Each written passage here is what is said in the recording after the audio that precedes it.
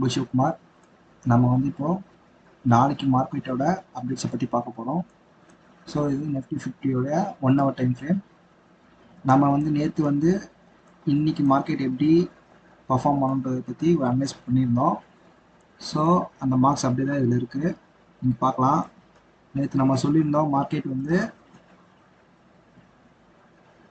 24,623 இந்த லெவலேருந்து மார்க்கெட் வந்து 24,750 to 800 ஒரு 150 பாயிண்ட்ஸ் இருக்கும் மார்க்கெட் வந்து அப்சைட் மொமெண்டம் கொடுக்கும் அப்படின்ற மாதிரி நேற்று நம்ம ப்ரெடிக்ட் பண்ணியிருந்தோம். அதே மாதிரி மார்க்கெட் வந்து இன்னைக்கு ஒரு 150 பாயிண்ட்ஸ் வந்து மார்க்கெட் மேலே மூவ் ஆயிருக்கு அகைன். ஸோ இந்த இடத்துல ஒரு ஸ்ட்ராங்கான ரெசிஸ்டன்ஸ் இருக்கு நம்ம சொல்லியிருந்தோம். இந்த லெவலில் மார்க்கெட் பிரேக் அவுட் பண்ணாத வரைக்கும் மார்க்கெட் வந்து டவுன் சைடில் போகிறதுக்கு தான் பாசிபிலிட்டிஸ் அதிகமாக இருந்துச்சு.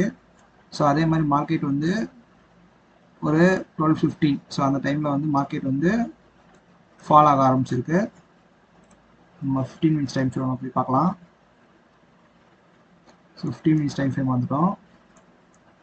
ஸோ இதில் மார்க்கெட் வந்து இந்த 24,750 இந்த லெவலில் மார்க்கெட் வந்து பிரேக் அவுட் பண்ண முடியாமல் மார்க்கெட் வந்து ஒரு 115 மார்க்கெட் வந்து நல்லா ஃபால் ஆகிருக்கு.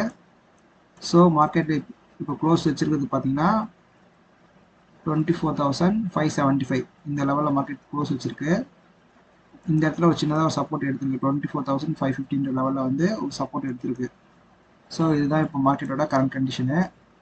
நாளைக்கு மார்க்கெட் என்னவா இருக்கலாம் அப்படின்னு பார்க்கும்போது மார்க்கெட் வந்து ஸோ நாளைக்கு எப்படி ஓப்பன் ஆகுதுன்றதை பார்க்கணும். மார்க்கெட் வந்து நாளைக்கு வந்து ஒரு கேப் அப்பில் ஓப்பன் ஆச்சு அப்படின்னா லைக் மார்க்கெட் வந்து ஒரு இங்கேருந்து ஒரு 100 பாயிண்ட்ஸ் இந்த மாதிரி கேப் அப்பில் ஓப்பன் ஆச்சு அப்படின்னா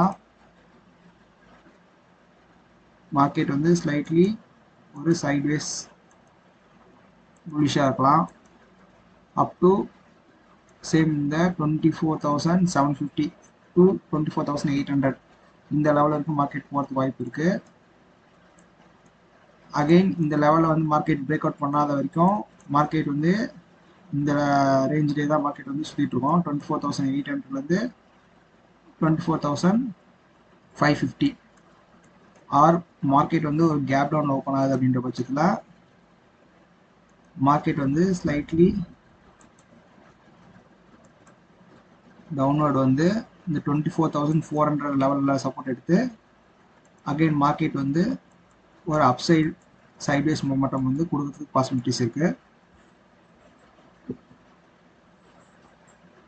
ஸோ மார்க்கெட்டில் வந்து இந்த மேஜர் சப்போர்ட்ன்றதுன்னு பார்த்தோன்னா 24,400 அண்ட் மேஜர் ரெசிஸ்டன்ஸ் பார்த்தோன்னா 24,800. ஸோ இந்த மேஜர் லெவலில் மார்க்கெட் பிரேக் அவுட் பண்ணாத வரைக்கும் மார்க்கெட் வந்து இந்த ரேஞ்சுக்குள்ளேயே தான் ஒரு ரேஞ்ச் பவுண்ட் ஆகிட்டு இருக்கும். ஸோ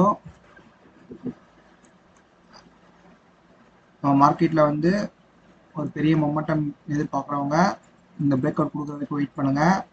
அதர்வைஸ் ஒரு ஸ்விங் ட்ரேடர் ஆக்கவங்க ஸோ சப்போர்ட் அண்ட் ரெசிஸ்டன்ஸில் வந்து என்ட்ரி எடுத்து நம்ம வந்து ஒரு ப்ராஃபிட்ஸ் புக் பண்ணலாம்.